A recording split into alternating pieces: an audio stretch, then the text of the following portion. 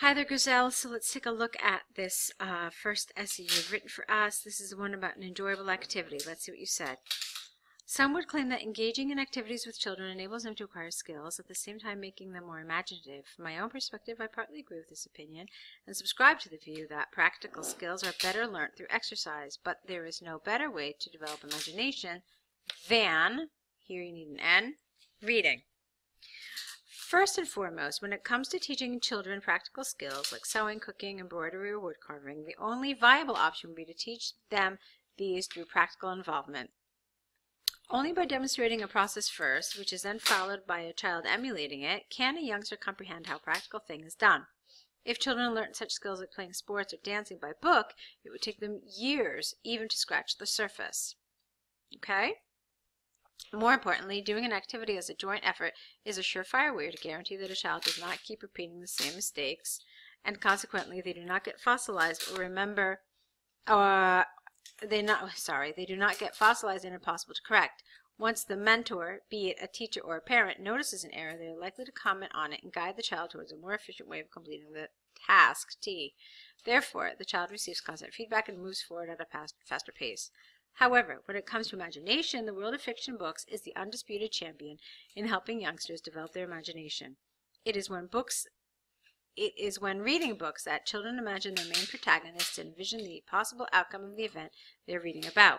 What distinguishes reading from practical activities with adults is that no ready answers are provided, and it is up to the child to live the story the way they wish. To draw the conclusion, I would have changed this a little bit. I would have just said, in conclusion, I firmly believe that while involvement in practical tasks with adults is an indispensable facet of a child's growing up, it is reading that enriches their imagination and promotes creativity. Okay, so Guzel, let me give you some kind of holistic feedback on this. I really, really, really enjoyed your approach to this essay. I've read this essay many, many times from different students, and I would have to say that this is the first time that I have seen your approach, and I actually really, really liked it. What do I mean? I mean that you said, yes, enjoyable activity for skills, but no enjoyable activity for imagination, and here's where you supported reading. It's the first time I've seen that, and I thought that was a very smart way to do this. So well done. The language you use is lovely. It's very fluent. It read very fluidly. You could see that I got through your essay very quickly.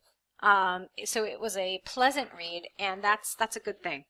You certainly developed your topic. You analyzed it well. You had very good vocabulary. I've said that already.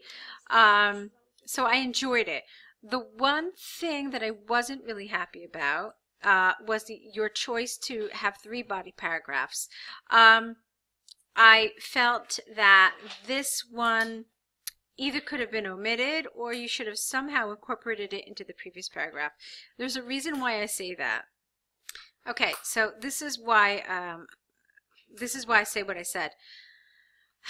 We have the public version of the Task 2 band descriptors. Take a look at band 7 under Task Achievement. I'm sorry, did I say 7? I meant 6. Under Task Achievement. It says, addresses all parts of the task, although some parts may be more fully covered than others. Alright, it doesn't say that in band 7. In band 7, it only says that you cover all parts of the task. Now, go back to what you wrote, and clearly you focused on this part of the task and of the question much more than you did this, okay? And so you can more or less surmise that they want you to give equal attention to both areas of a question, rather than this sort of imbalanced argument that you have here. So you have 2 things in favor of enjoyable activity and only 1 paragraph in favor of reading. Okay, so that's something I want you to avoid. Pick which argument you feel is stronger and just focus on that, or try in some way, if relevant and if possible, to incorporate the information from the other paragraph into the other, and just kind of condense it a little more. All right? On the whole, though, as I said, I really enjoyed this, so well done. Congratulations. Let's take a look now at your second essay. All right, so now let's take a look at your second essay. This is the one about schools. Should they be more entertaining or only educate? Here's what you said.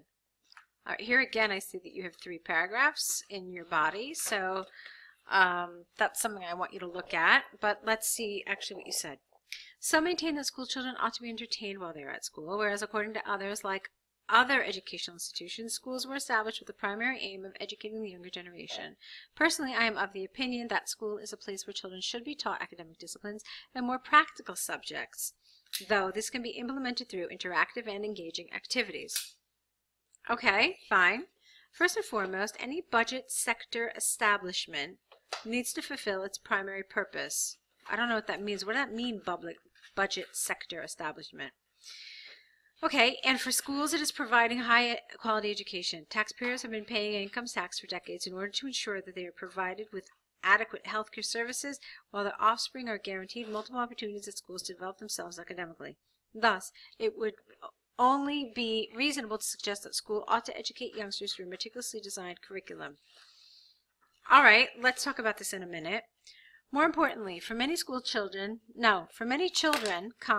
school is the only viable option when it comes to acquiring knowledge under a mentor's careful guidance.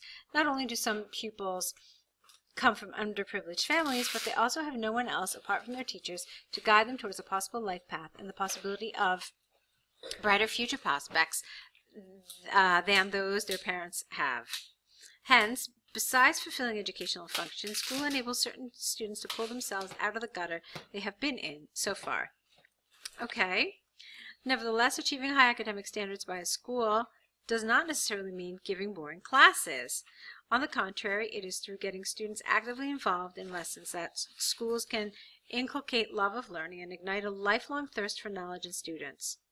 The more entertaining a lesson is, the higher chances are that they will be willing to listen to the teacher. If lessons were all about drilling structures or learning by rote, the future of education would look gloomy and unsettling. To reiterate, I subscribe to the view that circuses and theaters are there to entertain the general public, while schools have to instill love of learning and teach the younger generation all the discoveries the history of humanity is replete with. This does not imply that learning is bound to be a monotonous or repetitive process, though. It can be peppered with fascinating and interest-raising activities. Okay, so as I said in the beginning, I disagree with this decision to write 3 body paragraphs. And to be totally honest with you, I felt like this paragraph was not really necessary. It didn't really help. It didn't really contain a ton of information that I thought was terribly relevant and needed to be included. The next paragraph did a much better job of this. I felt it was more relevant. So if you had to keep one and discard the other, this is one I would keep. I would probably get rid of this one. It was all this focus on taxes and that we owe the taxpayer, you know, good education of children. So I wasn't super happy with that. The rest of it is very good. I think that here I wanted to see something about this element of entertainment a little earlier on in the essay. But it's fine. I mean, I enjoyed it nonetheless. And again, the vocabulary was really, really high level. Excellent job. Grammar, also excellent work, you know, very well controlled. No problems at all. Okay, a lot of nice high-level idiomatic expressions, so well done. That's my feedback about the paragraphing. That was the thing here, really. And then maybe making this idea of entertainment a little sooner, a little earlier in the essay. I think that would have been a good choice. Okay, so let's talk about what you need to do now. The first thing you need to do is you need to correct these essays based on the suggestions in this video correction. Then you need to create an error correction list where you write down the errors that were pointed out to you and what the correct version is. And the third thing you need to do is obviously write a new set of essays. So those are 3 things that I would like you to send back to us. Try to do this all within the next day or so you can apply everything you've been learning. Good job, good work, very pleased. So just think about some of the feedback that you were given, and let's see what you write in your next set. Okay, good luck.